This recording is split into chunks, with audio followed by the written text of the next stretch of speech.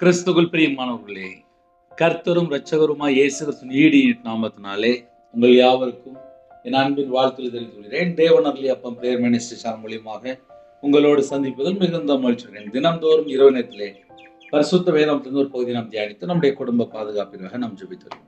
வேற தேசத்திலே வேற சூழ்நிலை எத்தனையோ குடும்பத்தில் இணைந்திருக்கிறீங்க. கர்த்தராகிய நாமத்தினாலே உங்கள் யாவருக்கும் என் அன்பின் வாழ்த்துக்களை தெரிவித்துக் கொள்கிறேன். இந்த இரவு நேரத்திலே நாம் ஒரு முக்கியமான பகுதியை நாம் தியானிக்க போகிறோம். 51 சங்கீதம் 10 முதல் 13 ஆகிய வசனங்கள். தேவனே, சுத்த இருதயத்தை என்னிலே சிருஷ்டியும், நிலைவரமான ஆவியை என் உள்ளத்திலே புதுப்பியும். உமது சமூகத்தை விட்டு என்னை தள்ளாமலும் உமது பரிசுத்த ஆவியை என்னிடத்திலிருந்து எடுத்து கொள்ளாமலும் இரும். உமது இரட்சணியத்தின் சந்தோஷத்தை திரும்பவும் எனக்கு தந்து உற்சாகமான ஆவி என்னை தாங்கும்படி செய்யும். அப்பொழுது பாதகருக்கு உமது வழிகளை உபதேசிப்பேன், பாவிகள் உம்மிடத்தில் மனம் திரும்புவார்கள். ஹல்லேலூயா. கிறிஸ்துவில் பிரியமானவர்களே, முதலாவது நாம் மனம் திரும்பணும். இரண்டாவது மற்றவர்களுக்கு சுவிசேஷம் அறிவிக்கணும். நான் கர்த்தருடைய சமூகத்திலே மனம் திரும்பி என்னுடைய பாவத்தை அறிக்கை செய்து விட்டுவிடும் போது தேவனிடத்திலிருந்து இரக்கங்களை நாம் பெற்றுக்கொள்கிறோம். இன்னைக்கு உள்ள செய்தி என்ன அப்படின்னா, சுத்த இருதயம் நமக்குள்ளே இருக்கும்போது நமக்குள்ளே பரிசுத்த ஆவியானவர் இருக்கிறார். சில குடும்பத்திலே கர்த்தருடைய பிள்ளைகள் அபிஷேகம் நிரம்பி இருக்கிற பிள்ளைகளும் இணைந்திருக்கிறீங்க. புதுசா ரட்சிக்கப்பட்ட பிள்ளைகளும் இணைந்திருக்கிறீங்க. ஞானஸ்தானம் இன்னும் எடுக்காத பிள்ளைகளும் இணைந்திருக்கிறீங்க. சில குடும்பத்துல இன்னைக்கு தான் நீங்க புதுசா கேட்குறீங்க. அதனால பலவிதமான ஜனங்கள் ஆன்லைன் மூலியமாக கேட்கறதுனால நம்ம எல்லாருக்கும் பேச வேண்டியிருக்கு. தேவனே, சுத்த இருதயம். இப்போ நம்ம இந்த இரவு நேரத்துல என்ன செக் பண்ணி பார்க்கணும் அப்படின்னா, சுத்த இருதயம் இருக்கும்போது நமக்கு சமாதானம் இருக்கும். சுத்த இருதயம் இருக்கும்போது நமக்குள்ளே பரிசுத்த ஆவி இருக்கும். ஆனால் கர்த்தருடைய வார்த்தையை விட்டு விலகும்போது அங்க என்ன நடக்கு, நம்ம வாழ்க்கையில என்ன பிரச்சனை வருது, என்ன போராட்டம் வருது, எல்லாமே நம்ம கொஞ்சம் யோசித்து பார்க்க வேண்டும். இதையே நம்ம கொஞ்சம் ஆழமா சொல்ல வேண்டியது அப்படின்னா, ஒரு மனுஷனுடைய வாழ்க்கையிலே பாவத்துல விழும்போது, துன்மார்க்கமான காரியத்திலே சிக்கிக்கொள்ளும் போது அவனோட வாழ்க்கையில நிம்மதி இருக்காது, தூக்கம் இருக்காது, புலம்பிட்டு இருப்பாங்க. ஏதோ ஒரு இடத்துல சிக்கப்பட்ட நிலைமையில் இருப்பாங்க. தாவீது ராஜா விபச்சார பாவத்துல விழுந்து மனம் திரும்பும் போது இப்படி ஜெபிக்கிறார். தேவனே, உமது கிருபையின்படி எனக்கு இறங்கும். தாழ்த்தி ஜெபிக்கிறார். உமது கிருபையின்படி எனக்கு இறங்கும், உமது கிருபையின்படி எனக்கு இறங்கும். தாழ்த்துறார். இன்னைக்கு கர்த்தருடைய பிள்ளைகள் நம்ம எந்த அளவுக்கு இதனுடைய சமூகத்திலே தாழ்த்துறோமோ அந்த அளவுக்கு நம்ம குடும்பம் ஆசீர்வதிக்கப்படும். உமது கிருபையின்படி எனக்கு இறங்கும், உமது மிகுந்த இரக்கங்களின்படி என் மீறுதல்கள் நீங்க என்னை சுத்திகரியும். என் மீறுதல்கள் என்று குறிப்பிட்டு சொல்றார். 51 சங்கீதம் 1 வசனத்துல நான் பேசிட்டு இருக்கேன். என் மீறுதல் நீங்க என்னை சுத்திகரியும். இந்த இரவு நேரத்திலே ஒருவேளை ஆவிக்குரிய வாழ்க்கையிலே நம்ம எப்படி இருக்கிறோம், என் மீறுதல் நீங்க என்னை சுத்திகரியும் என்று நாமும் ஜெபிக்கலாம். எனக்கு கர்த்தருடைய வார்த்தையை விட்டு விலகியாச்சுனாலே துன்மார்க்கர் என்று எழுதப்பட்டிருக்கு. என்னோட வாழ்க்கையிலே 119 சங்கீதம் 53 வசனத்தை ரொம்ப தியானிச்சு பார்ப்பேன். உமது வேதத்தை விட்டு விலகுற துன்மார்க்கர். இப்போ என் வாழ்க்கையில நான் சொல்ல முடியும், கர்த்தருடைய வார்த்தையை விட்டு விலகிட்டேன். அப்படி விலகும்போது என்ன ஆகும் அப்படின்னா, இருதயம் ஃபுல்லா பாரமா இருக்கும். ஒரு மனுஷன் தேவனுக்கு பிரியமானபடி வாழும்போது அவனுடைய வாழ்க்கையில சமாதானம், சந்தோஷம், மன மகிழ்ச்சி, ஒரு ஜாய்ஃபுல் லைஃப் அப்படிம்பாங்க. இன்னைக்கு எத்தனையோ குடும்பத்திலே வேதனைகள், கண்ணீர்கள், கஷ்டங்கள், பிரச்சனைகள், போராட்டங்கள், உபத்திரம். அப்ப என்னன்னு சொல்லி கேட்கும்போது, ஞாயிற்றுக்கிழமை ஆயிட்டுனா சர்ச்சுக்கு போக மாட்டாங்க. சர்ச்சுக்கு போய் என்ன ஆக போகுது அப்படின்னு கேட்கக்கூடிய சில குடும்பங்கள் இருக்கு. தேவனோட நாமத்தை தூசிக்கிற அளவுக்கு பேசக்கூடிய சில குடும்பங்கள் இருக்கு. இதெல்லாம் ஏன் உங்களுக்கு சொல்லித்தர வேண்டியது அப்படின்னா, இருதய கடினம். சில வீட்டிலே சாபத்துல வாழ்ந்துட்டு இருக்காங்க. அவங்களுக்கே தெரிய மாட்டுக்கு. இந்த இரவு நேரத்துல யாரெல்லாம் இணைந்திருக்கிறீங்களோ, நம்ம எப்படி தெரியுமா யோசித்து பார்க்கணும். தாவீதை போல நம்மை நாம் தாழ்த்திற ஒரு அனுபவம் இருக்கா? இப்ப என் வாழ்க்கையில நான் சொல்ல முடியும். ஏன்னா நான் துன்மார்க்கனா வாழ்ந்துட்டேன். வேதத்தை கையில் எடுத்து பைபிள் எடுத்து வாசிக்கும்போது தெரியுது, நான் கர்த்தருடைய வார்த்தையை விட்டு விலகிட்டேன். என் பாவத்தை மன்னிப்பீங்களாப்பா? என்னோட அக்கிரமத்தை மன்னிப்பீங்களா? என்னுடைய மீறுதலை மன்னிப்பீங்களா? என்னுடைய துன்மார்க்கமான காரியத்தை மன்னிப்பீங்களா? கர்த்தரை விட்டு நான் தள்ளி போய் துரோகத்தில் வாழ்ந்துட்டேன். என்னுடைய எல்லா குறைகள் எல்லாம் மன்னிப்பீங்களா? எல்லா பாவத்தை எல்லாம் மன்னிப்பீங்களா?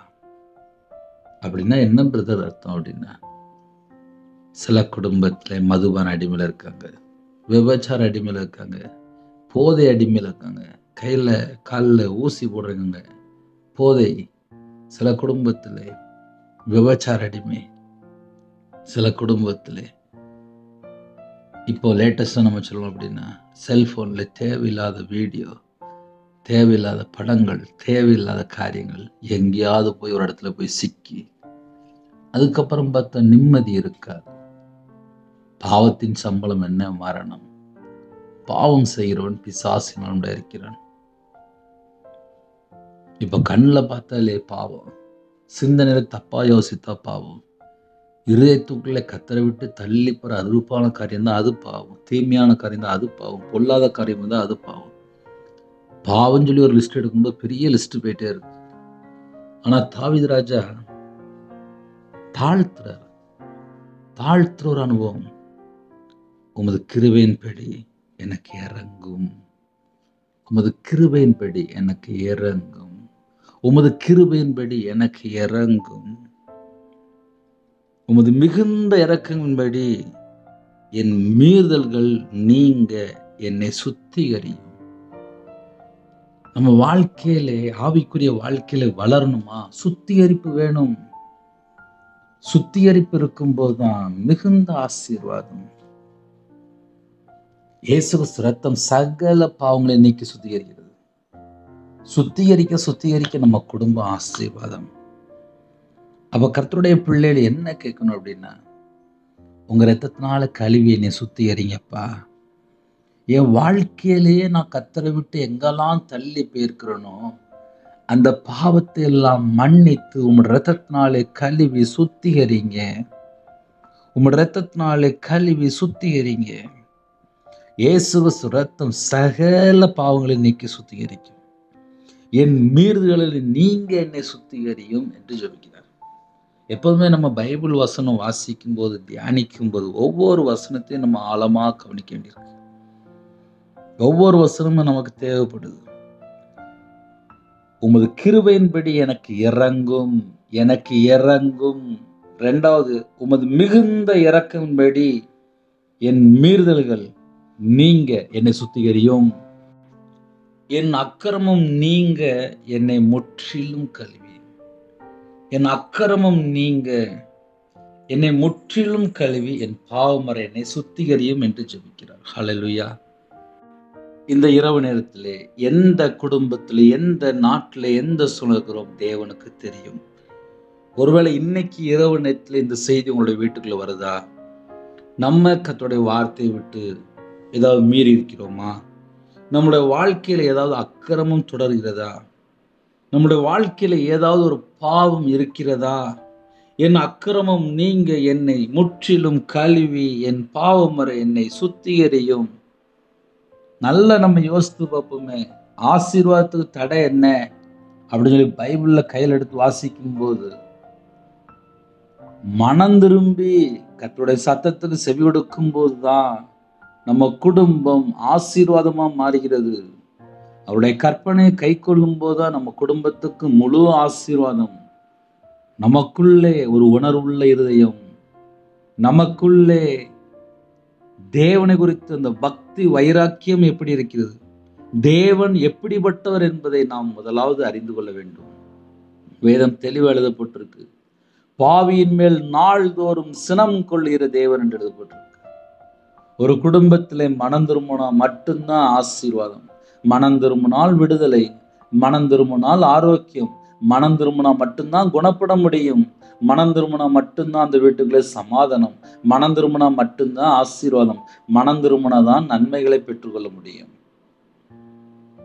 மனம் திரும்பி பாவ மன்னிப்பு நிச்சயம் நமக்கு முதல்ல காணப்பட வேண்டும். வேதம் தெளிவாக எழுதப்பட்டிருக்கு. கர்த்தருடைய பிள்ளைகள் இரவு நேரத்திலே யாரெல்லாம் இணைந்திருக்கிறீங்களோ நம்ம எல்லா குடும்பத்துக்கும் இன்னைக்கு ஆசீர்வாதமான செய்தி தான்.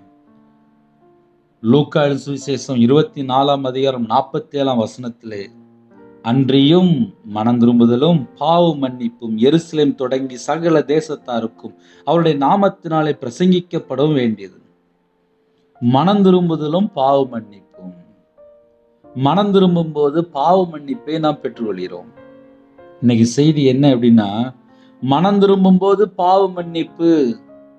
தாவீது ராஜா மனம் திரும்பி தேவனுடைய சமூகத்துல எனக்கு பாவ மன்னிப்பு வேணும், உங்க இரத்தத்தினால கழுவுங்க, உமது மிகுந்த கிருபையின்படி எனக்கு இறங்கும், உமது மிகுந்த இரக்கத்தின்படி என் மீறுதலை எல்லாம் நீங்க என்னை சுத்திகரியும், என் அக்கிரமம் நீங்க என்னை முற்றிலும் கழுவி என் பாவம் வரை என்னை சுத்திகரியும், என் மீறுதல்களை நான் அறிந்திருக்கிறேன், நான் எப்படிப்பட்டவன் சொல்லி எனக்கு தெரியும்பா அப்படிங்கிற இந்த இரவு நேரத்துல இந்த செய்தி யார் வீட்டுக்குள்ளலாம் வருதோ நம்ம சற்று ஆராய்ந்து பார்க்கணும். மனுஷ முகத்தை பார்க்கிறான், தேவனோ இருதயத்தை பார்த்து கொண்டிருக்கிறார். அவர் இருதயத்தை பார்க்கும்போது நம்ம எப்படி இருக்கணும்? ஒருவேளை என்னோட வாழ்க்கையில மீறுதல் இருக்கா, அக்கிரமம் இருக்கா, பாவம் இருக்கா, துன்மார்க்கமான காரியம் இருக்கா, இல்ல நம்ம துர்க்குணத்துல உருவாகி இருக்கிறோமா, நம்முடைய இருதயத்துக்குள்ள கர்த்தரை விட்டு தள்ளி போற பொல்லாத காரியம் ஏதாவது இருக்கா, இதெல்லாம் நம்ம கொஞ்சம் ஆராய்ந்து தேவ சமூகத்திலே அர்ப்பணிக்கும் போது நம்ம குடும்பம் ஆசீர்வாதமா மாறுகிறது. என் மீறுதல்களை நான் அறிந்திருக்கிறேன், என் பாவம் எப்பொழுதும் எனக்கு முன்பாக நிற்கிறது. 51ஆம் சங்கீதம் 3ஆம் வசனம் எழுதப்பட்டிருக்கு. என் மீறுதல்களை நான் அறிந்திருக்கிறேன். உங்க கையில பைபிள் இருந்தா நீங்க எடுத்து வைத்துக் கொள்ளலாம். 51ஆம் சங்கீதத்தை தியானித்து கொண்டிருக்கிறோம். என் மீறுதல்களை நான் அறிந்திருக்கிறேன். நான் எப்படிப்பட்டவன் எனக்கு தெரியும்பா, என்கிட்ட என்ன மிஸ்டேக் இருக்கு எனக்கு தெரியும், என்கிட்ட என்ன குறை இருக்கு எனக்கு தெரியும், என்கிட்ட என்ன மீறுதலான காரியம் இருக்கு எனக்கு தெரியும்ப்பா. நீங்க என்கிட்ட எத்தனையோ முறை எச்சரிப்பு கொடுத்துட்டீங்க, அந்த காரியம் எனக்கு தெரியுதுப்பா. என் மீறுதலை நான் அறிந்திருக்கிறேன், என் பாவம் எப்பொழுதும் எனக்கு முன்பாக நிற்கிறது. என் பாவம் எப்பொழுதும் எனக்கு முன்பாக நிற்கிறது. இப்ப நம்ம எப்படி யோசித்து பார்க்கணும் அப்படின்னா, நமக்கும் தேவனுக்கும் நடுவுல பாவம் இருக்கும் போது ஆசீர்வாதம் இருக்காது. எனக்கும் தேவனுக்கும் நடுவுல பிரிவினை இருக்கக்கூடாது, எனக்கும் தேவனுக்கும் நடுவுல ஒரு சுவர் இருக்கக்கூடாது, எனக்கும் தேவனுக்கும் நடுவுல எந்த விதமான ஒரு தீமையான காரியமோ, அசுத்தமான காரியமோ, அருவருப்பான காரியமோ, அக்கிரமமான காரியமோ, கர்த்தரை விட்டு தள்ளி போற எந்த ஒரு காரியமும் எனக்கும் தேவனுக்கும் நடுவில் இருக்கக்கூடாது. ஒருவேளை அண்ணா அந்த மாதிரி சில காரியத்துல நான் மாட்டிட்டேனே, என்ன செய்யணும்னு தெரியல அண்ணே, எனக்கு பயமா இருக்கு அப்படின்னா, அப்பா என்னை மன்னிச்சிருங்கப்பா, நான் அந்த பாவத்துல விழுந்துட்டேன், என்னை மன்னிச்சிருங்க, என்னை மன்னிச்சிருங்க, என்னை மன்னிச்சிருங்க. கர்த்தருடைய சமூகத்துல புலம்பி அழும்போது தேவன் நமக்கு மறுபடியுமாக தெளிவா எழுதப்பட்டிருக்கு. தேவனே சுத்த இதயத்தை என்னிலே சிருஷ்டியும் என்று ஜெபிக்கிறார். அப்ப இன்னைக்கு செய்தி என்ன அப்படின்னா, எனக்கு ஒரு சுத்த இருதயம் வேணும். என் இருதயத்துக்குள்ள நான் எப்போதுமே ஒரு காரியத்தை நான் யோசித்துட்டே இருக்கேன், அது எனக்கும் தேவனுக்கும் நடுவில் ஒரு பிரிவினை இருக்கு, நான் ஒரு பெரிய ஒரு காரியத்துல நான் ஈடுபட்டுட்டேன் அப்படின்னு சொல்லி தாவீது ராஜா புலம்பி அழுகிறார். சில குடும்பத்துல உண்மையிலே என்ன நடக்கு அப்படின்னா, கையில இருக்க செல்போன் வம்பா நிறைய குடும்பத்தை அழிச்சிட்டு இருக்கு. யோசித்தாலே ரொம்ப கஷ்டமா இருக்கு. நிறைய குடும்பத்துல வாலிப பிள்ளைங்க அப்படியே செல்போன்லயே காணாம போயிடும் போல. வேற இப்ப எதுவுமே வேண்டாம். அம்மா வேண்டாம், அப்பா வேண்டாம், அண்ணன் வேண்டாம், தம்பி வேண்டாம், தங்கச்சி வேண்டாம், கல்யாணம் வேண்டாம், ஒண்ணு வேண்டாம். எனக்கு செல்போன் போதும், எனக்கு செல்போன் போதும், எனக்கு செல்போன் போதும். யார்கிட்டயாவது ஃபோன் பேசிட்டு இருப்பாங்க. கேட்டா ஃப்ரெண்டு. சரி, அடுத்தப்புல கல்யாணம் வேண்டாம். ஏன் வேண்டாம்? இப்ப வேண்டாம். ஏன் வேண்டாம்? வேண்டாம். இப்ப அப்படி போயாச்சு. ஒரு குடும்பத்திலே ஜெபிக்க போயிருந்தேன். அந்த குடும்பத்துல ஜெபிக்கும் போது அந்த தாயாருக்கு வார்த்தை வந்துகிட்டே இருக்கு. அப்ப நான் மறுபடியும் வீட்டுக்கு வந்ததுக்கு அப்புறம் என் மனைவிட்ட சொன்னேன், அந்த தாயார் மிகுந்த துக்கத்துல இருக்காங்க. என் மனைவி கேட்டா, ஏன்பா அப்படின்னு. மகளை குறித்து அந்த தாய்க்கு மிகுந்த பாரமா இருக்கு. கண்ணீரோடு வாழ்ந்துட்டு இருக்காங்க. அவங்களுடைய அம்மா கண்ணீரோடு வாழ்ந்துட்டு இருக்காங்க. அப்ப என்னன்னு சொல்லி கேட்கும்போது, மகள் திருமணம் வேணான்ட்டா. நான் கல்யாணம் முடிக்க மாட்டேன், எனக்கு கல்யாணம் வேண்டாம், வயசு தாண்டிட்டு லட்ச லட்சமா சம்பளம் வருது, ஆனால் கல்யாணம் வேண்டான்ட்டா. அவங்க அம்மாவுக்கு வயசாயிட்டு, ஆனா சிரிச்சு பேசுறாங்க. ஆனா இருதயம் பார்த்தா துக்கமா இருக்கு. என் மகா கல்யாணம் வேண்டான்ட்டா. அந்த துக்கம் அவங்கள விட்டு போக மாட்டேங்குது. நானும் ஜெபிக்கிறேன், ஆனா இருதயம் ஃபுல்லா பாரமா இருக்கு, மன அழுத்தத்துல இருக்காங்க. மகள் திருமணம் வேண்டான்ட்டா. பணம் வேணுமா? எத்தனை லட்சம் கேளுமா, நான் தரேன், திருமணம் வேண்டாம். இந்த இரவு நேரத்திலே சில குடும்பத்திலே துக்கத்தோடு, வேதனையோடு, சொல்ல முடியாத அளவுக்கு கண்ணீரோடு, ஐயோ அந்த துக்கம் நாளுக்கு நாள் அதிகரித்து கொண்டே இருக்கு. இதை நான் யார்கிட்ட போய் சொல்லுவேன்? நான் புலம்பி பார்க்கிறேன், அழுது பார்க்கிறேன், கண்ணீர் வடிக்கிறேன், பெருமிச்சூட்டு அழுறேன், புலம்புறேன். சில குடும்பத்துல இப்படி ஒரு பிரச்சனை இருக்கு, இதுவரைக்கும் வெளியே யார்ட்டையும் சொன்னதில்லை.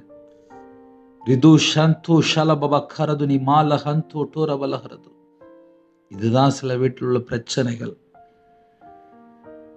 என் மீறுதல்களை நான் அறிந்திருக்கிறேன். சில குடும்பத்துல நல்ல மாப்பிள்ளை வந்திருக்கும், ஆனால் அம்மாமார் வேணான்றாங்க. அதுக்கப்புறம் பார்த்தா அந்த பிள்ளைகள் கல்யாணம் முடிக்க மாட்டேங்க. 7 வருஷம் 10 வருஷம் லேட் ஆயிருது. சில குடும்பத்துல இப்படிப்பட்ட காரியங்கள் இருக்கு. என் மீறுதல்களை நான் அறிந்திருக்கிறேன், என் பாவம் எப்பொழுதும் எனக்கு முன்பாக நிற்கிறது.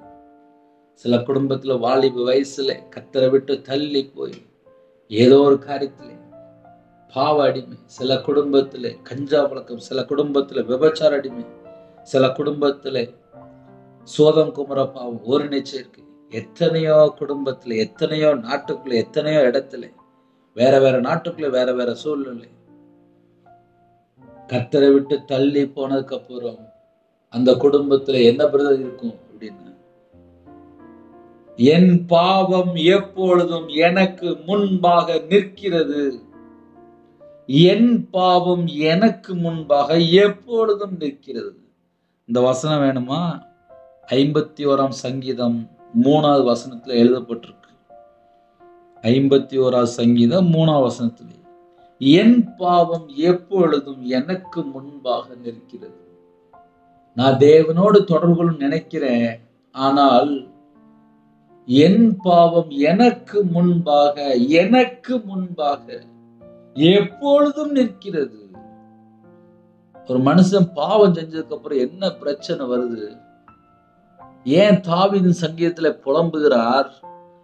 அப்படி என்ன பிரச்சனை அப்படின்னு சொல்லி பார்க்கும்போது, கண்ணை மூடியாச்சுனாலே ஐயோ நான் அந்த பாவம் பண்ணோம் தானே, நான் இப்படி பண்ணோம் தானே அப்படின்னு சொல்லி புலம்புறார். அப்ப தாவீதின் சங்கீதத்துல இருதயம் ஃபுல்லா துக்கத்தினால் நிறைந்திருக்கு. ஐயோ நான் இப்படி ஒரு பாவம் பண்ணிட்டேனே, இந்த பாவத்தை மன்னிப்பாரா அப்படின்னு சொல்லி தேவனுடைய சமூகத்துல சாஷ்டாங்கமா விழுகிறார். எப்படி விழுகிறார்? தேவனே உமது கிருபையின்படி எனக்கு இறங்கும், உமது மிகுந்த இரக்கங்களின்படி என் மீறுதல்களை நீங்க என்னை சுத்திகரியும். என் அக்கிரமம் நீங்க என்னை முற்றிலும் கழுவி என் பாவமறை என்னை சுத்திகரியும். என் மீறல்களை நான் அறிந்திருக்கிறேன். என் பாவம் எப்பொழுதும் எனக்கு முன்பாக நிற்கிறது. ஹல்லேலூயா. சில குடும்பத்திலே இந்த செய்தி கேட்கும்போது யோசித்துட்டு இருக்கீங்க, பிரதர், என் வாழ்க்கையிலையும் யாருக்குமே தெரியாத ஒரு பாவம், அது இத்தனை வருஷமா இருக்கு. ஆனால் இன்னைக்குள்ள செய்தி எனக்கு தான், நான் தான் அந்த பாவி, நான் தான் அந்த காரியத்தில் ஈடுபட்டேன், நான் தான் கர்த்தரை விட்டு தள்ளி போன துரோகின்னு சொல்லி ஒரு குடும்பத்துல யோசிச்சுட்டு இருக்கீங்க. என் பாவம் எப்பொழுதும், என் பாவம் எப்பொழுதும், என் பாவம் எப்பொழுதும் எனக்கு முன்பாக நிற்கிறது. ஐயோ, அப்படி ஒரு மனுஷன் இருக்கும்போது அவங்களுடைய வாழ்க்கையில ஆசீர்வாதமே இருக்காது, அந்த குடும்பத்துல நிம்மதியே இருக்காது, அந்த குடும்பத்துல ஆரோக்கியமே இருக்காது, அந்த குடும்பத்துல சந்தோஷமே இருக்காது. சில குடும்பத்துல விபச்சாரம் பண்ணிடுவாங்க, சில குடும்பத்துல தவறான தொடர்பு, சில குடும்பத்துல நைட் நேரத்துல நிம்மதி இல்லாம தண்ணி அடிச்சு பாக்குறாங்க, மாத்திரை போட்டு பாக்குறாங்க, சில குடும்பத்துல வியாதி. இதுக்கெல்லாம் பின்னாடி காரணம் என்ன? கர்த்தரை விட்டு தள்ளி போன ஏதோ ஒரு பாவம், ஏதோ ஒரு பாவம். நித்தம் நித்தம் நித்தம் நித்தம் புலம்பிக் கொண்டிருக்கிறாங்க. என் பாவம் எப்பொழுதும் எனக்கு முன்பாக நிற்கிறது. சில குடும்பத்திலே வாழ்க்கை முழுவதும் கண்ணீர் கண்ணீர் கண்ணீர் கண்ணீர். யாராவது இப்படிப்பட்ட பிரச்சனை இணைந்திருக்கிறீங்களா? ஏதோ ஒரு காரியத்திலே கர்த்தரை விட்டு தள்ளி போயிட்டீங்களா? கர்த்தரை விட்டு தள்ளி போன மாத்திரம் அல்லாமல் இது யாருக்கும் தெரியாது சொல்லி வாழ்ந்துட்டு இருக்கிறீங்களா? இந்த நாளுக்குள்ள செய்தியிலே ஆவியானவர் உங்களோடு பேசிக் கொண்டிருக்கிறாரா? என் பாவம் எப்பொழுதும் எனக்கு முன்பாக நிற்கிறது. அதை யோசித்து பார்த்தாலே தாங்க முடியல. ஏன்னா சில குடும்பத்திலே, இந்த வசனத்துல நிறைய குடும்பத்துல இருக்கிறீங்க. என் பாவம் எனக்கு முன்பாக, எனக்கு முன்பாக, எனக்கு முன்பாக. இதான் சில குடும்பத்துல பிரச்சனைகள். அண்ணன், என் வீட்டுல என்னென்ன பிரச்சனை, என் குடும்பத்துல என்னென்ன பிரச்சனை, என் வாழ்க்கையில என்னென்ன பிரச்சனை, எத்தனை நாள் யோசித்து இருப்பீங்க? நல்லா யோசித்து பாருங்க. ஆவியான திட்டம் உங்களோடு பேசிட்டு இருக்கிறாரா? வாலிப வயசுல, சின்ன வயசுல கர்த்தரை விட்டு தள்ளி போன காரியங்கள், அது என்ன காரியம்?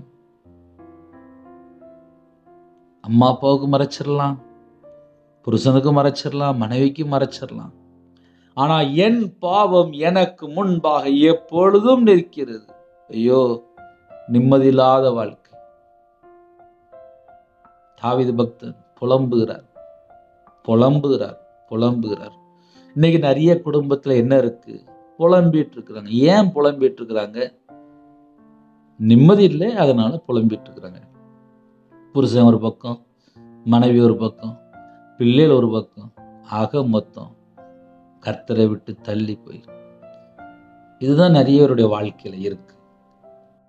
இன்னைக்கு உள்ள செய்தி என்ன அப்படின்னா, நம்ம வாழ்க்கையை புதுப்பிக்கப்படணும். நம்ம வாழ்க்கை புதுப்பிக்கப்பட்டா மட்டும்தான் ஆசீர்வாதம், ஆசீர்வாதம், ஆசீர்வாதம். தேவனே சுத்த இருதயத்தை என்னிலே சிருஷ்டி. சுத்த இருதயம் வேண்டும் என்று ஜெபிக்கிறார். ஒருவேளை இந்த இரவு நேரத்திலே, அண்ணே, இந்த செய்தி எங்களுக்கு இன்னைக்கு எங்களுக்கு தாம்னே, நீங்க பேசுற ஒவ்வொரு வார்த்தையும் எங்களுக்கு தாம்னே, இந்த செய்தி மூலியமா கர்த்தர் எங்களோடு பேசிட்டார். என் இருதயத்துல என்னெல்லாம் கவலை இருக்கோ அதெல்லாம் எனக்கு சொல்லிட்டார். அப்படி யாராவது இணைந்திருந்தால் நம்ம ஒரு ஜெபம் பண்ணணும். எப்படி தெரியுமா? எனக்கு சுத்த இருதயம் வேணும்பா, சுத்த இருதயத்தை என்னிலே சிருஷ்டியும். அவர் பேர் என்ன? சிருஷ்டி கர்த்தர். நம்ம எந்த இடத்துல ஃபால்ட்டா இருக்குமோ அதை முதல்ல மாற்றணும். ஒன்றும் இல்லை, ரோட்டில் கார் ஓடுது, 1,00,000 கிலோமீட்டர் 2,00,000 கிலோமீட்டர் ஆனதுக்கப்புறம் அந்த கார் கம்பெனியில் சொல்லிடுவாங்க, இந்த பார்ட் தேஞ்சு முடிச்சிட்டு, இந்த பார்ட் வெயிட் புதுசு போட்டால் தான் இனிமேல் உங்களோட வண்டி நல்லா இருக்கும், அதுக்கு இவ்வளோ ரூபா பேமெண்ட் அப்படிம்பாங்க. அந்த பேமெண்ட்டை அங்கே கட்டினதுக்கப்புறம் கார் புதுப்பிச்சிருவாங்க. ஒரு மனுஷனுடைய வாழ்க்கையிலே இருதயம் கெட்டு போய் இருக்கும்போது அறுவை சிகிச்சை தேவை, ஆப்ரேஷன் தேவை. எப்படி நம்ம டாக்டர்கிட்ட போய் ஒரு ஹார்ட் ப்ராப்ளம் சொல்லி போகும்போது உடனே எங்க அடைக்கப்பட்டிருக்கு அந்த அடைப்பை பார்ப்பாங்க. அந்த அடைப்புக்கு எத்தனை லட்சம் ஆகும் உடனே சொல்லிடுவாங்க. உடனே அதுக்குள்ள ஒரு பணம் ரெடி பண்ணுவாங்க. அதை ரெடி பண்ணதுக்கு அப்புறம் தான் மறுபடியும் ஹார்ட் ரெடி ஆகும். அதே போல நித்தம் நித்தம் நித்தம் கண்ணீர் வாழ்க்கை, வேதனை, கண்ணீர், துன்பம். நான் இந்த பாவத்துல வந்துட்டேன், என் பாவத்தை மன்னிப்பாரு. என் பாவம் எப்பொழுதும் எனக்கு முன்பாக நிற்கிறது அப்படின்னா என்ன அர்த்தம் அப்படின்னா இருதயம் டேமேஜ் ஆயிட்டுன்னு அர்த்தம். இருதயம் டேமேஜ் ஆனதுக்கு அப்புறம் வாழ்க்கையில நிம்மதி இருக்காது. வீட்டுல புருஷன் முண்டாடி சிரிச்சிட்டு இருப்பாங்க, ஆனா நிம்மதி இருக்காது. நிறைய குடும்பத்துல நிம்மதியெல்லாம் இல்லப்பா. வெளியில சும்மா என்ன வேணும் சொல்லு, நான் வாங்கிட்டு வரேன், சரி சரி அப்படின்னு சொல்லி இப்படித்தான் பேசிட்டு இருப்பானே தவிர ஒரு பழைய வாழ்க்கை, ஒரு ஜாய்ஃபுல் எங்க போச்சு? சந்தோஷமான வாழ்க்கை நிறைய வீட்டுல இல்ல. சில குடும்பத்துல இருதயம் ஃபுல்லா பாரமா இருக்கு. ஏன்னா கர்த்தரை விட்டு தள்ளி போயாச்சு. கர்த்தரை விட்டு தள்ளி போனதுனால அவங்களோட வாழ்க்கை எப்படி இருக்கு அப்படின்னா வேதனை நிரம்பின வாழ்க்கை. நிறைய குடும்பத்துல இந்த செய்தியை கவனிச்சு கேட்டுட்டு இருக்கீங்க, ஏன் கூட பேசிட்டு இருக்க. சுத்த இருதயத்தை என்னிலே சிருஷ்டியும் என்று ஜெபிக்கிறார். இப்ப யாரெல்லாம் அந்த செய்தியை நீங்க கேட்கிறீங்களோ இது ஒரு ஜெபம். இது எப்படிப்பட்ட ஜெபம் அப்படின்னா, என்னுடைய ஹார்ட் எனக்கு புதுசு வேணும், எனக்கு நியூ ஹார்ட் வேணும், எனக்கு புது இருதயம் எனக்கு வேணும், சுத்த இருதயத்தை என்னிலே சிருஷ்டியும் என்று ஜெபிக்கிறார். இரண்டாவது, நிலைவரமான ஆவி என் உள்ளத்திலே புதுப்பியும். புதுசா எனக்கு எல்லாமே வேணும், எனக்கு நிலைவரமான ஒரு புது ஆவி எனக்கு வேணும், நிலைவரமான ஆவியை என் உள்ளத்திலே புதுப்பியும். நிலைவரமான ஆவி என் இதயத்துல வேணும், எனக்கு புது ஆவி வேணும்பா, எனக்கு புது ஹார்ட் வேணும், சுத்தமான இது எனக்கு வேணும், எனக்கு ஒரு பரிசுத்த ஆவி புதுசா எனக்கு வேணும்பா, என் இதயத்துல நிலைவரமான ஆவி என் உள்ளத்திலே புதுப்பியும் என்று சொல்கிறார். எல்லாம் மறுபடியும் புதுப்பீங்க. எப்படி ஒரு கார் கம்பெனில போய் அந்த போன பார்ட் ஃபுல்லா எடுத்துட்டு வண்டியை புதுப்பிச்சு கொடுக்குறாங்களோ அதே போல நம்ம வாழ்க்கையில புதுப்பிக்கிற ஒரு அனுபவத்துக்குள்ளே நம்ம வரணும். அந்த குடும்பத்துக்குள்ளே மன மகிழ்ச்சி, அந்த குடும்பத்துக்குள்ளே சந்தோஷம், அந்த குடும்பத்துக்குள்ளே தேவன் வாசம் பண்ணுவார். ஹல்லேலூயா. உமது சமூகத்தை விட்டு என்னை தள்ளாமலும். நான் இப்படி ஒரு பாவம் பண்ணிட்டேன், நான் ஒரு விபச்சார பாவத்திலே. அப்படியே தாவீதுராஜா அப்படியே புலம்புறாரு, ஐயோ நான் இப்படி ஒரு பாவத்தில் ஈடுபட்டுட்டேன், நான் கர்த்தரை விட்டு தள்ளி போயிட்டேன், நான் துன்மார்க்கனா போயிட்டேன், நான் இப்படி துரோகம் பண்ணிட்டேன், இனிமேல் என் வாழ்க்கையிலே நீங்க எனக்கு மறுபடியும் எல்லாம் புதுப்பிக்கணும்ப்பா. உமது சமூகத்தை விட்டு என்னை தள்ளாமலும். சில குடும்பத்தில் இந்த செய்தி கேட்கும்போது கண்ணீர் வடிக்கிறீங்க. உமது சமூகத்தை விட்டு என்னை தள்ளாமலும். எனக்கு தெரிந்த ஒரு சகோதரி, ஒரு 2 வருஷம் இருக்கும், அவங்களோட வாழ்க்கையிலே 21 வயசுல அந்த சகோதரனுடைய வாழ்க்கையிலே ஒரு தவறான தொடர்பு. அதன் மூலியமாக அந்த சகோதரிக்கு எய்ட்ஸ் வியாதி வந்து விட்டது. அந்த சகோதரிக்கு அது தெரியாது. அதுக்கப்புறம் அந்த சகோதரிக்கு ஒரு ஆண் பையன் பிறந்தான். கிட்டத்தட்ட ஒரு 20-22 வருஷம் என்கிட்ட பேசும் அந்த சகோதரிக்கு 45 வயசு. அவங்க சொன்னாங்க, டாக்டரால் கைவிடப்பட்ட நிலைமை. டாக்டர் சொல்லிட்டாங்க, நீங்க இங்க வேண்டாம், ஸ்டேஜ் தாண்டிட்டு அப்படின்ட்டாங்க. ஏன்னா அந்த அளவுக்கு மாத்திரை எடுத்துக்கிட்டே இருக்காங்க. தலையில முடியெல்லாம் கொட்டிரும். தலையில எனக்கு அப்படியே ஒரு கடைசி ஸ்டேஜ்னு உடனே ரொம்ப சிவியரா சொன்னாங்க. அந்த சகோதரி ஜெபிக்க வரும்போது என் பாவத்தை இயேசு கிறிஸ்து மன்னிப்பாரா? அந்த பாவத்தை இயேசு கிறிஸ்து மன்னிப்பாரா? நான் இளமையில இப்படி ஒரு பாவம் பண்ணிட்டேன், இயேசு கிறிஸ்து என் பாவத்தை மன்னிப்பாரா? புலம்பி அழுறாங்க. யாருன்னு சொல்லி பார்க்கும்போது எய்ட்ஸ் வியாதியில பாதிக்கப்பட்டு அந்த மகனுக்கு, கணவருக்கு, அந்த மகளுக்கு 3 பேருக்குமே குடும்பத்துல பாதிக்கப்பட்டிருக்காங்க. ஊர்லயே ஒதுக்கப்பட்ட நிலைமை, இளமையில உள்ள ஒரு பாவம். அந்த சகோதரி ஜெபிக்க வரும்போது என் பாவத்தை கர்த்தர் மன்னிப்பாரான்னு சொல்லி புலம்பி அழுறாங்க. இதை ஏன் தெரியுமா அந்த இரவு நேரத்துல சொல்றேன்? தாவீது ராஜா புலம்புகிறார், எனக்கு சுத்த இருதயம் வேணும்பா, எனக்கு மறுபடியும் பரிசுத்த வேணும்பா, உங்க சமூகத்தை விட்டு என்னை தள்ளிடாதீங்க, உமது பரிசுத்த ஆவியை என்னிடத்திலிருந்து எடுத்து கொள்ளாமல் இரும் என்று ஜெபிக்கிறார். ஒரு மனுஷன் பாவம் பண்ணதுக்கு அப்புறம் பாவத்தின் சம்பளம் என்ன சொல்லி பார்க்கும்போது மரணம். பாவத்தின் சம்பளம் மரணம் என்று எழுதப்பட்டிருக்கு. ஆனா தேவனுடைய கிருபையினாலதான் நம்ம உயிரோட இருக்கும். அப்ப நமக்குள்ள என்ன வேணும் அப்படின்னா, கிருபையின் ஆவி வேணும், நமக்குள்ள பரிசுத்த ஆவி வேணும், நமக்குள்ளே தேவ ஆவியினால நிரப்பப்பட்டிருக்கணும். இந்த செய்தி இந்த இரவு நேரத்துல யாரெல்லாம் கேட்கிறீங்களோ, கர்த்தரை விட்டு தள்ளி போன காரியங்கள் தான் நிறைய குடும்பத்துல அக்கிரமத்திலையும் பாவத்திலையும் செத்துட்டு இருக்கிறாங்க. நிம்மதி இல்லை. நைட் நேரத்துல எவ்வளவுதான் செல்போன் கையில வச்சிருந்தாலும் நிம்மதி இல்லை. சில குடும்பத்துல எல்லாம் அழிஞ்சிட்டு இருக்கிறாங்க. அவங்களுக்கு தெரியாது, கர்த்தரை விட்டு தள்ளி போய் வாழ்ந்துட்டு இருப்பாங்க, விக்கிரத்துல வாழ்ந்துட்டு இருப்பாங்க, அவங்களுக்கு தெரியாது. ஒருவேளை இந்த செய்தி யாராவது கேட்கும்போது உங்களுக்கு ஏதாவது தொடப்பட்டுச்சா, உங்க குடும்பத்துல சொந்தக்காரங்க யாராவது பாவத்திலே அக்கிரமத்திலே வாழ்ந்துட்டு இருக்கிறாங்களா, அவங்களை கொண்டு போய் இந்த வீடியோ போட்டு காமிங்க. ஒரு மனுஷன் மனம் திரும்பினாதான் இதயத்துல கொஞ்சோண்டு சந்தோஷம் வரும். ஒரு குடும்பத்துக்குள்ள இதயத்துக்குள்ள சந்தோஷம் வரணும்னா முதல்ல மனம் திரும்பணும். பாவத்துல வாழும்போது, அக்கிரமத்துல வாழும்போது, துணிகரமா இருக்கும்போது, தேவன கோபாக்கணையில இருக்கும்போது அந்த குடும்பத்துக்குள்ள சாபம் இருக்கும். இன்னைக்கு நிறைய குடும்பத்துல இதுதான்ப்பா பிரச்சனை. ஆனால் தாவீது ராஜா உணர்ந்து ஜெபிக்கிறார், தேவனே சுத்த இருதயம் எனக்கு வேணும்பா, சுத்த இருதயத்தை என்னிலே சிருஷ்டியும், நிலைவரமான ஆவியை என் உள்ளத்திலே புதுப்பியும் என்று ஜெபிக்கிறார். உமது சமூகத்தை விட்டு என்னை தள்ளாமலும், உமது சமூகத்தை விட்டு என்னை தள்ளாமலும், உமது பரிசுத்த ஆவியை என்னிடத்திலிருந்து எடுத்து கொள்ளாமலும் இரு. உமது பரிசுத்த ஆவியை என்னிடத்திலிருந்து எடுத்து கொள்ளாமலும் இரு. அப்படின்னா என்ன அர்த்தம் அப்படின்னா, நான் கர்த்தருடைய வார்த்தையை மீறிட்டேன், நான் கர்த்தருடைய வார்த்தையை மீறிட்டேன், நான் கர்த்தருடைய வார்த்தையை மீறிட்டேன்.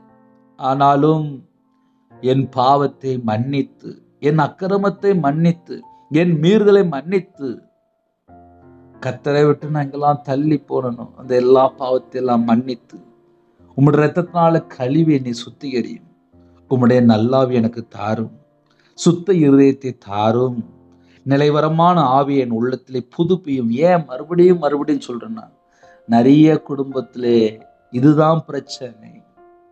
நிறைய குடும்பத்துல இதுதான்ப்பா பிரச்சனை.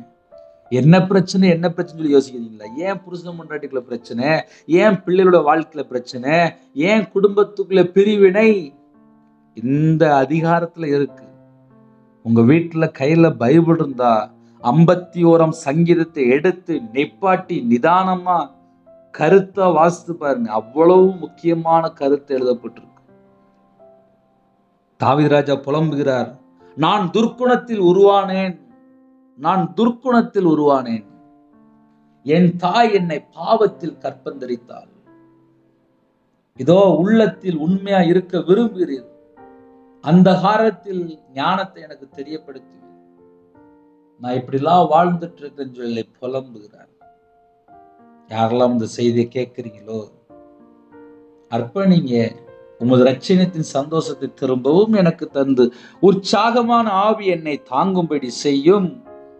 ஏன் உற்சாகமான ஆவி என்னை தாங்கும்படி செய்யும் எழுதப்பட்டிருக்கு? இன்னைக்கு நிறைய பேருடைய வாழ்க்கை செத்த வாழ்க்கை, செத்து போன நிலைமை. ஏன்டா வாழ்றோம்? சில குடும்பத்துல வாலி பிள்ளை ஜெபிக்கிறோம் சொன்னோம், அண்ணன் எனக்கு வாழவே பிடிக்கல, நான் செத்து போலம் போல தோணுது, இப்படியே சொல்லுங்க. சில குடும்பத்துக்கு கல்யாணம் முடிஞ்ச பிள்ளைகள் அப்படியே சொல்லும், நான் சீக்கிரம் செத்து போயிடுவேன், எனக்கு பயமா இருக்கு, எனக்கு பயமா இருக்கு, எனக்கு பயமா இருக்கு, எங்க வீட்டில் என்ன நடக்குன்னே தெரியல அப்படிப்பாங்க. இதுதான் நிறைய குடும்பத்திலே நிம்மதி இல்லாத சூழ்நிலை. ஏதோ ஒரு இடத்துல கர்த்தரை விட்டு தள்ளி போயாச்சுனாலே அந்த குடும்பம் ஃபுல்லா கண்ணீரினால் இருக்கும். வெளியே தெரியாது, வெளியே தெரியாது. உமது சமூகத்தை விட்டு என்னை தள்ளாமலும் உமது பரிசுத்தாவி என்னிடத்தில் எடுத்துக் கொள்ளாமலும் இரும். உமது ரட்சணத்தின் சந்தோஷத்தை திரும்பவும் எனக்கு தந்து. ஒரு மனுஷன் ரட்சிக்கப்பட்டாதான்ப்பா சந்தோஷம் இருக்கும். சிம்பிளா சொல்லணும் அப்படின்னா, உமது ரட்சணத்தின் சந்தோஷத்தை திரும்பவும் எனக்கு தந்து. எனக்கு மறுபடியும் எனக்கு வேணும் அப்படின்னு சொல்லி கேட்கிறாரு. எப்படி ஒரு பிள்ளை வந்து அம்மா அப்பாட்ட கேட்பாங்க, அப்பா ஸ்கூல் ஃபீஸ் கட்டணும்ப்பா, அம்மா ஸ்கூல் ஃபீஸ் கட்டணுமா அப்படின்னு சொல்லுவாங்களோ, தேவன்கிட்ட மறுபடியும் கேட்கிறேன், எனக்கு சுத்த இரு எங்களை சிருஷ்டிப்பா, நிலைவரமான ஆவி என் உள்ளத்துல புதுப்பிப்பா, உமது சமூகத்தை விட்டு என்னை தள்ளாதீங்கப்பா, உமது பரிசுத்தாவி என்னிடத்துல எடுத்துக்கொள்ளாதீங்கப்பா அப்படின்னு சொல்லி மறுபடியும் மறுபடியும் மறுபடியும் ரிட்டன் ரிட்டன் ரிட்டன் ரிட்டன் தேவன் பக்கம் மறுபடியும் நம்ம மனம் திரும்பணும். உமது ரட்சணத்தின் சந்தோஷத்தை திரும்ப எனக்கு தந்து அவர் அந்த மறுபடியும் புதுப்பிச்சா மட்டும்தான் நம்ம இருதயத்துக்குள்ள சந்தோஷம். நிறைய குடும்பத்துல இருதயத்துக்குள்ள சந்தோஷம் இல்லாமல் செத்த வாழ்க்கை வாழ்ந்துட்டு இருக்காங்க, வெளியே தெரிய மாட்டேங்குது செத்த வாழ்க்கை. ஏன் அதை அடிக்கடி சொல்ல வேண்டியிருக்கு அப்படின்னா, நிறைய குடும்பத்துல நிம்மதி இல்லாமல், ஒரு வீட்டுல 4 பேர் இருக்கிறாங்க, 6 பேர் இருக்கிறாங்க, நிம்மதி இல்லையே, நிம்மதி இல்லை, நிம்மதி இல்லை. நாளானதை அனுபவிச்சிருக்கேன்ப்பா.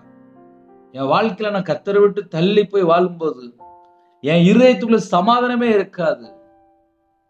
எனக்கும் தேவனுக்கும் நடுவுல என்ன தொடர்பு இருக்கு, என்ன பாவம் கிடக்கு, அதுதான் முக்கியம். முதல்ல அதை கண்டுபிடிக்கணும். உற்சாகமான ஆவி என்னை தாங்கும்படி செய்யும். நிறைய குடும்பத்துல ஏன் சோர்வு வருது, அங்க ஏதோ ஒரு பிரச்சனை. அது என்ன பிரச்சனை? உற்சாகமான ஆவி என்னை தாங்கும்படி செய்யும். அப்பொழுது பாதகருக்கு உமது வழிகளை உபதேசிப்பேன், பாவிகள் உம்மிடத்திற்கு மனம் திரும்புவார்கள். அப்படின்னு என்ன அர்த்தம் அப்படின்னா, நான் கர்த்தர் பக்கம் மனம் திரும்பியாச்சு அப்படின்னா மற்றவங்களுக்கு நம்ம சுவிசேஷம் அறிவிக்க முடியும். இன்னைக்கு நிறைய குடும்பத்துல ஜனங்கள் பாவத்துல வாழ்ந்துட்டு இருக்காங்க. நிறைய குடும்பத்துல அப்படிப்பட்ட ஜனங்களுக்கு நம்ம சுவிசேஷம் அறிவிக்கணும் அப்படின்னா முதல்ல எனக்குள்ள பரிசுத்தாவி இருக்கணும், எனக்குள்ள சுத்த இருதயம் இருக்கணும், எனக்குள்ளே எனக்குள்ளே எனக்குள்ளே உற்சாகத்தின் ஆவி எனக்குள்ள இருக்கணும். அப்பதான் நான் மற்றவங்களுக்கு சொல்ல முடியும். ஹல்லேலூயா. இந்த செய்தி உங்களுக்கு பிரயோஜனமா இருந்துச்சு அப்படின்னா உங்களுக்கு தெரிஞ்ச மற்ற நண்பர் ஷேர் பண்ணிக்கோங்க. ஒரு சின்ன ஜெபம் பண்ணி முடிச்சிருவோம். இந்த செய்தியை கேட்கும் போதே நிறைய குடும்பத்துல ஆவியானவர் பேசிட்டாரு. ஜெபிப்போமா? கண்களை மூடும். என் பேர் ரவிராஜ். தேவனர்ல அப்ப மினி சேனலுக்கா 1 நிமிடமா ஜெபிங்க. கர்த்தர் உங்களோடு பேசி கொண்டிருக்கிறார். கண்களை மூடி நாம் ஜெபிப்போம். கர்த்தருடைய ஆவி எங்கேயோ அங்கேதான் விடுதலை உண்டு. கண்களை மூடும். லது ஷாந்தாலா ஷஹ்பஹு பிஹாஸ் பிஹி பிலஹாரி பிலஹௌர் பி ஷபல பலஹுரதினி கந்துட்டரபல. பரம தகப்பனே, நன்றியோடு துதிக்கிறோம், சொல்கிறோம்ப்பா. பாவியா எங்க மேல கிருபையாயிரும். நாங்க எல்லாரும் இயேசு கிறிஸ்து ரத்தத்தினால கழுவப்படணும். இயேசு கிறிஸ்து ரத்தம் சகல பாவங்களை நீக்கி சுத்திகரிக்கும் என்று வேதம் சொல்லுது. இந்த இரவனத்தில் ஜெபிக்கிற குடும்பங்கள் இயேசு கிறிஸ்து ரத்தத்தினால நாமத்தால கழுவப்படட்டும். பிதா குமாரன் பரிசுத்த நாமத்தால முத்திரை போடப்படட்டும். இணைந்திருக்கிற எல்லா குடும்பத்தையும் கர்த்தர் ஆசீர்வதிக்கணும். வேலி அடைங்க. ஒவ்வொரு குடும்பத்தையும் பரிசுத்தப்படுத்தி ஆசிரியங்க. சுத்த இருதயத்தை எங்களை சிருஷ்டியும் என்று ஜெபித்தது போல நாங்களும் ஜெபிக்கிறோம். சுத்த இருதயத்தை அப்பா எங்களுக்குள்ள தாங்கப்பா. சுத்த இருதயத்தை எங்களுக்குள்ள சிருஷ்டிங்கப்பா. நிலைவரமான ஆவி என் உள்ளத்துல புதுப்பியும் என்று ஜெபித்தது போல எங்களுக்கும் நிலைவரமான ஆவி என் உள்ளத்துல தாங்கப்பா. உமது சமூகத்தை விட்டு என்னை தள்ளாமலும் உமது பரிசுத்தாவி என்னிடத்தை எடுத்துக்கொள்ளாமலும் இருங்கப்பா. எங்களுக்கு வேணும்ப்பா. பரிசுத்தாவி எங்களுக்கு வேணும்ப்பா, எங்களுக்கு வேணும்ப்பா. உமது ரட்சணத்தின் சந்தோஷத்தை திரும்பவும் எனக்கு தந்து, திரும்பவும் திரும்பவும் திரும்பவும் யாரெல்லாம் இணைந்திருக்கிறீங்களோ உங்க இருதயத்துக்குள்ளே ஒரு மாற்றம், உங்க இருதயத்தில் அந்த பாரம் விலகிறது. உங்க இருதயத்தினுடைய கண்ணீர் தேவன் பார்க்கிறார். பல வருஷமாக ஐயோ இது யார்கிட்ட சொல்லாம நான் வாழ்ந்து கொண்டிருந்தனே, இந்த நாளிலும் கர்த்தருடைய ஆவியை திட்டமா பேசியிருக்கிறார். Riboha bahaz bihi bilahu bihashad rubahu baha bihi bilaha bilahardu rabaha bihaz bihi bihi sidni how has dini kan totorola lishabahu bihaz bihi bihi bilahardu ramahu bihaz dini marushan totola balahash dini marakan totorola lebaha bizibihu bahasha labarubahu bahadini marakan totorola. இந்த நாள் முதல் கொண்டு உங்க பிள்ளைகளை புதுப்பிக்கிற கிருபைக்கா நன்றி. சுத்த இருதயத்தை உங்க பிள்ளைகளுக்கு சிருஷ்டிக்கிற கிருபைக்கா நன்றி. பரிசுத்த ஆவி மறுபடியும் உங்க பிள்ளைகளுக்கு நிரப்புற கிருபைக்கா நன்றி. உற்சாகமான ஆவியை தருகிற கிருபைக்கா நன்றி. அப்பா நன்றி செலுத்துகிறோம்ப்பா, நன்றி செலுத்துகிறோம்ப்பா.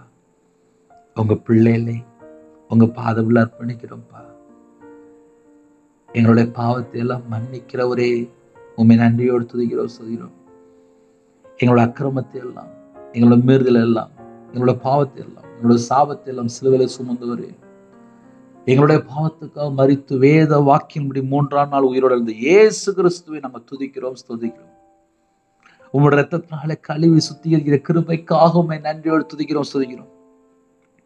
ஜெபிக்கிற குடும்பத்தை உம்முடைய பாதத்தில் அர்ப்பணிக்கிறோம். பாதகருக்கு சுவிசேஷத்தை அறிவிக்கிற கிருபை தாங்கப்பா. உமது வழிகளை உபதேசிக்கிற கிருபை தாங்கப்பா.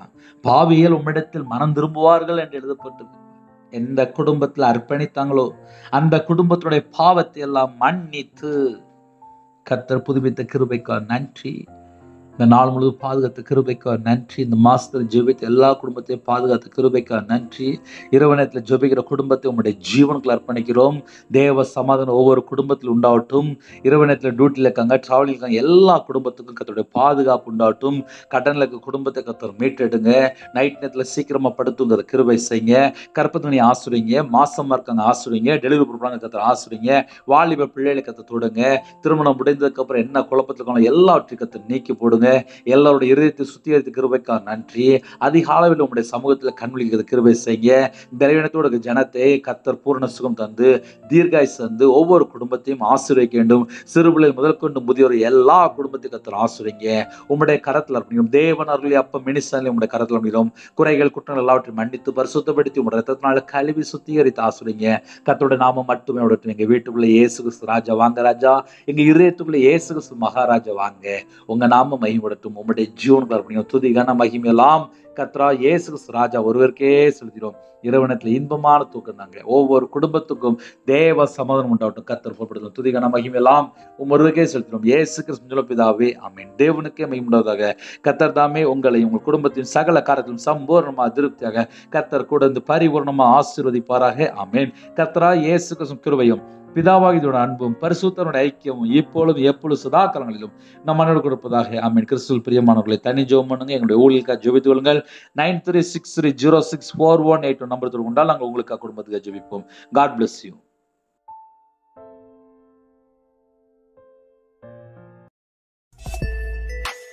Thanks for watching. Please subscribe our channel. Click the like and share. Click the bell. God bless you.